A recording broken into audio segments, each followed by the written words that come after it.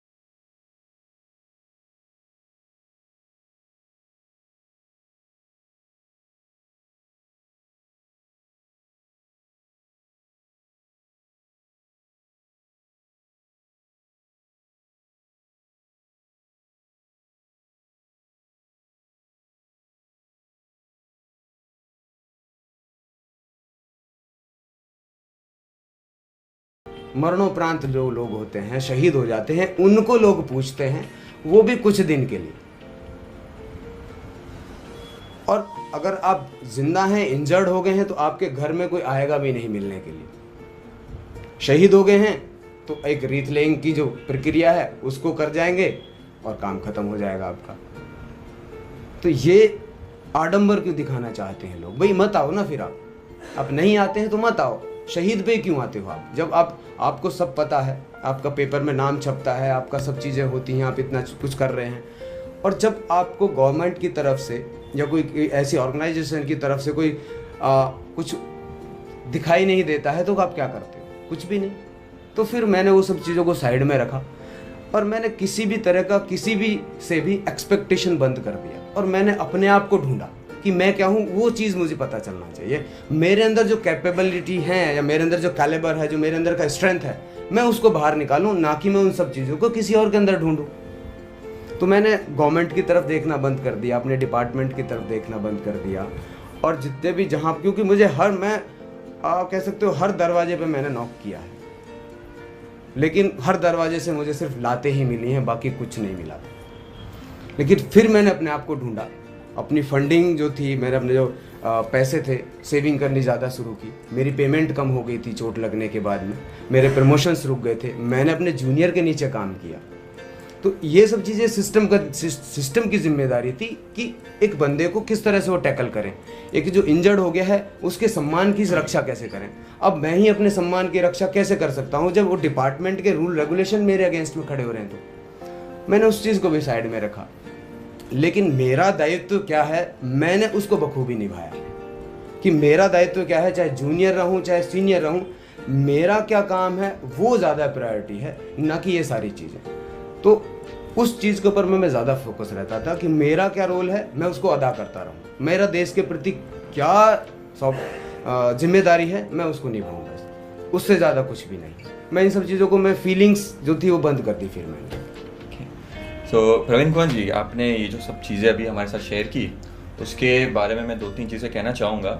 सबसे पहला तो आपके जो पास्ट इंटरव्यूज़ है वो सुन के, और अभी जो आपने सब कहा कि किस तरह से आपको इग्नोर किया गया, आपके रिस्पेक्ट जितनी करनी चाहिए थी एक सोल्जर की उतनी नहीं की, ये जान के दुख होता है। और दुख मुझे नहीं, दुख तुम लोग सब लोगों को भी होना चाहिए। ऐसा क्यों होता है कि हम सिर्फ सेलिब्रिटीज़ जो क्रिकेटर्स है, बॉलीवुड स्टार्स है जिनकी अच्छी फिजिक है, मैं नाम भी ले सकता हूँ, जॉन अब्राहम है, टाइगर श्रॉफ है, जो दिखने में अच्छे हैं, उनके टैलेंट्स है डांसर, सिर्फ उनकी रिस्पेक्ट क्यों होती है? इनके एक इंटरव्यू में इन्होंने कहा है कि जब ये एक लंबी वॉक करे थे बॉम्बे के किसी जगह में, तब इनसे किसी ने भी आके पूछा नहीं, किसी ने इनको पहचाना नहीं। और अगर कोई सेलिब्रिटी जाता है, मेल या फीमेल, तो फिर इतना सारा उनको अटेंशन, इतना रिस्पेक्ट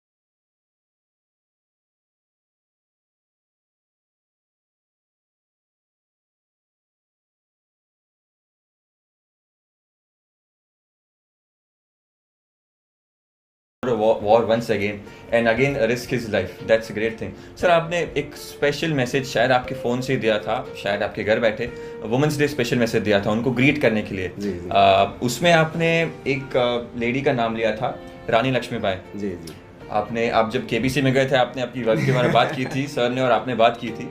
तो ये जो दो लेडी है, आपकी वाइफ और रानी लक्ष्मीबाई, इनके अलावा और कोई लेडी है हिस्ट्री में, आपकी लाइफ में, पास्ट में या प्रेजेंट में, जिससे आप इंस्पायर हुए हैं या हो रहे हैं? मेरी मम्मी है, उन्होंने कभी मुझे हारने नहीं दिया।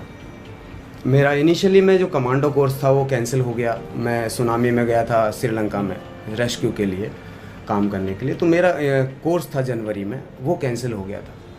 मैं चेन्नई पहुंचने के बाद मम्मी को फ़ोन किया और मम्मी से मैंने कहा कि मम्मी मेरा कोर्स कैंसिल हो गया और मैं जिसके लिए मैंने 2 साल के आसपास की जो तैयारी थी वो कर रखी थी वो कैंसिल हो गया है, अरे मैं जा नहीं पा रहा हूँ। तो उन्होंने बोला कि बेटा तेरे हाथ की मुट्ठी में जो है ना उसको कोई छीन सकता है, लेकिन तेरी मेहनत को कोई नहीं छीन सकता। तो आज भी मुझे वो शब्द याद हैं उनके। और मेरी मम्मी, मैं कहता हूँ कि अगर लगाया जाए तो बहुत ज़्यादा स्ट्रॉन्ग है, मुझसे भी कहीं ज़्यादा स्ट्रॉन्ग है। तो जो स्ट्रॉन्ग पॉइंट्स हैं उनके वो हमेशा मेरे अंदर काम करते हैं। और मेरे पापा जो हैं वो एक पैर से पैरालाइज हो गए थे और 90s में, तो अभी भी अगर उनको जाके कहोगे तो अभी भी खेत पे जाके काम करते हैं। तो वो हमारा तो पूरा परिवार है जो हमेशा देश के लिए काम कर रहा है। किसान फैमिली से बिलोंग करते हैं, बड़े भाई मेरे आर्मी में हैं और पूरा जो गाँव है उसके अंदर इतना इंथुजाज गाँव मैंने आज तक अपनी लाइफ में कभी देखा नहीं जितने हमारे गाँव के लोग हैं।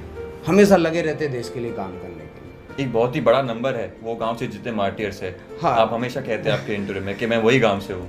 मेरे गांव ने इस देश को एक प्रधानमंत्री दिया, बहुत सारे मंत्री दिए, 39 मार्टियर्स हैं, 8 स्वतंत्रता सेनानी मेरे गांव से हैं और एवरेज हर घर से फौजी है मेरे गांव में। तो मेरी जो चीज़ें हैं वो मेरे विरासत में मुझे मेरे गांव से मिली हैं, तो कोई निकाल ही नहीं सकता उन सब चीज़ों को।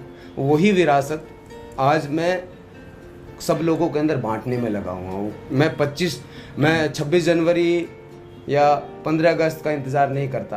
25 जनवरी को लोग टीवी पे सारी चीज़ें शुरू कर देते हैं, 14 अगस्त को शुरू कर देते हैं देशभक्ति की चीज़ें।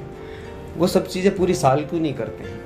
यही तो पॉइंट है। ये देश की सेवा और देश के बारे में सोचने का टाइम 365 या 366 में से सिर्फ 2 ही दिन क्यों होना चाहिए? यहाँ तो फिर जैसे आपने पहले कहा था कि कभी को अटैक हो गया 5-10 साल में एक बार, तभी 7-10 दिन बस टीवी चैनल पे वगैरह बात होती है, उसके बाद कुछ नहीं होता।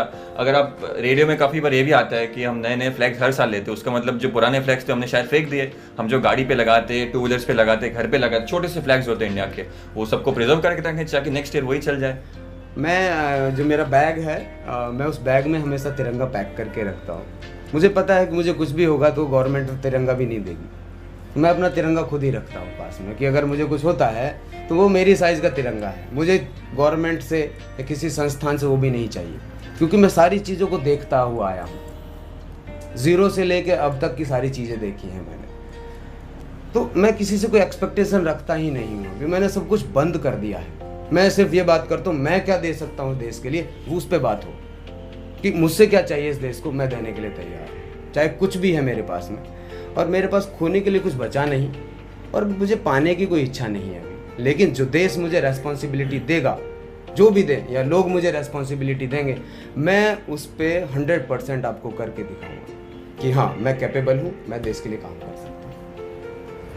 कैपेबिलिटीज़ की जहाँ तक बात है तो उसके बारे में कुछ मिनट के बाद इनसे चर्चा होगी। Walking, jogging, half marathon, full marathon और फिर आयरन मैन, ये सब के बारे में हम थोड़ी देर के बाद बात करेंगे।